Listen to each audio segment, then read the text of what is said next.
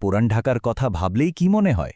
সরু গলি, প্রাচীন সব দালান আর আলো আধারিতে মেশা কেমন একটা রহস্যময় পরিবেশ, তাই না? তো আজ আমরা ঠিক সেই সব গল্পের জগতেই ডুব দেব, যেগুলো রাতের নিস্তব্ধতায় আজও যেন ফিসফিস করে কথা বলে। চলুন সেই রহস্যময় জগতের দরজাটা একটু খুলে দেখা যাক।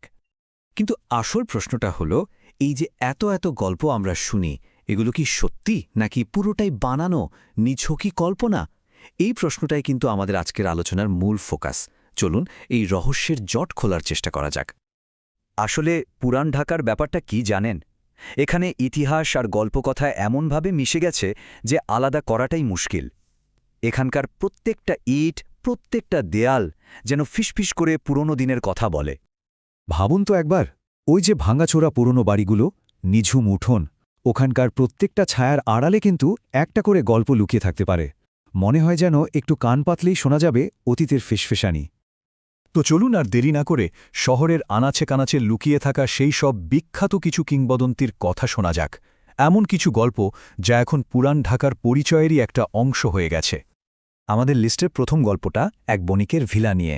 একসময় নাকি এই বাড়িতে বিশাল আয়োজন হতো, জাঁকজমক লেগেই থাকত, কিন্তু তারপর একটা মর্মান্তিক ঘটনা ঘটে আর সবকিছুই উল্টোপাল্ট হয়ে যায়। লোকে বলে কি জানেন, এখনও নাকি মাঝরাতে ওই বাড়ি থেকে এক নববধূর কান্নার আওয়াজ শোনা যায়। সেই কনে যে কিনা তার বিয়ের রাতেই গায়েব হয়ে গিয়েছিল। ভাবা যায়, ওই কান্নাটা যেন বাড়ির দেয়ালে গেঁথে গেছে। আচ্ছা, এবার আরেকটা জায়গায় যাওয়া যাক, একটা ধ্বংস হয়ে যাওয়া প্রাসাদ। এই গল্পটা এক প্রতাপশালী জমিদারকে নিয়ে, যার জীবনের শেষটা ছিল খুব করুণ, বিশ্বাসঘাতকতায় ভরা। শোনা যায় সেই জমিদারের আত্মা নাকি এখনও ওই ভাঙা প্রাসাদের হলগুলোতে ঘুরে বেড়ায়, আর রাতের নিস্তব্ধতা ভেঙে দিয়ে হঠাৎই অট্টহাসিতে ফেটে পড়ে। এ যেন প্রতারণার শিকার হওয়া এক আত্মার প্রতিশোধের ডাক। গল্প তো অনেক হলো, তাই না? কিন্তু এই যে অলৌকিক সব ঘটনা, এর পেছনে কি কোনো বাস্তব ব্যাখ্যা থাকতে পারে? চলুন এবার একটু গল্পের জগৎ থেকে বেরিয়ে এসে আসল কারণ খোঁজার চেষ্টা করি।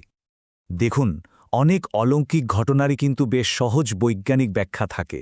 যেমন ধরুন, ওই যে ভুতুরে ফিসফিসানির শব্দ, ওটা তো পুরনো বাড়ির ফাটল দিয়ে বাতাস যাওয়ার শব্দও হতে পারে, তাই না?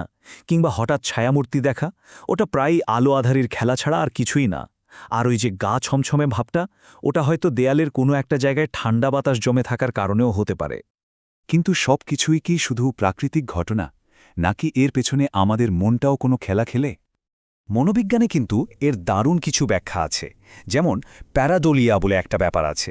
এটা হলো আমাদের ব্রেন যে কোনো এলোমেলো জিনিসে, ধরুন মেঘের মধ্যে বা দেয়ালের ছোপে, পরিচিত একটা প্যাটার্ন, যেমন মানুষের মুখ, খুঁজে নেয়। আরেকটা হলো কনফার্মেশন বায়াস, মানে আমরা যা বিশ্বাস করতে চাই শুধু সেটুকুই দেখি বা শুনি, বাকিটা এড়িয়ে যাই। আর সবচেয়ে ইন্টারেস্টিং হলো পাওয়ার অফ সাজেশন, মানে একবার একটা ভূতের গল্প শোনার পর দেখবেন একটা সাধারণ মশারি ছায়াও দেখতে অন্যরকম লাগছে। আচ্ছা, একটা প্রশ্ন তো আসতেই পারে, যদি এসবে এত এত যৌক্তিক ব্যাখ্যাই থাকে, তাহলে এই গল্পগুলো বছরের পর বছর, প্রজন্মের পর প্রজন্ম টিকে আছে কিভাবে? এর কারণ হলো এই গল্পগুলোর একটা অন্যরকম সাংস্কৃতিক শক্তি আছে। এ গল্পগুলো আসলে কি?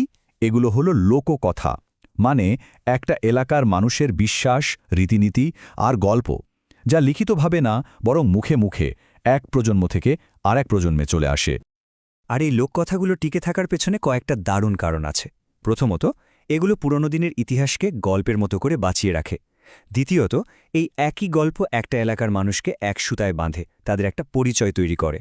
আর সবশেষে অনেক সময় কিন্তু এগুলো আমাদের সাবধান করে, মানে ভূতের গল্পের আড়ালে হয়তো কোনো বাস্তব বিপদ থেকে সতর্ক করা হচ্ছে। তো এত সব আলোচনার পর আমরা আসলে কোথায় এসে দাঁড়ালাম?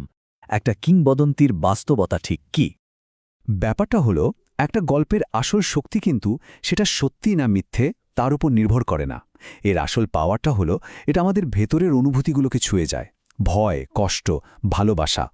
এই গল্পগুলো হয়তো আক্ষরিক অর্থে সত্যি না, কিন্তু এগুলো মানুষের মনের ভেতরের সত্যিটাকে আয়নার মতো আমাদের সামনে তুলে ধরে। শেষ পর্যন্ত একটা প্রশ্ন কিন্তু থেকেই যায়। আচ্ছা, একটা গল্পকে সত্যি বলে অনুভব করার জন্য সেটার কি আসলেই সত্যি হওয়ার দরকার আছে? এই উত্তরটা হয়তো আমাদের প্রত্যেকের নিজের ভেতরের।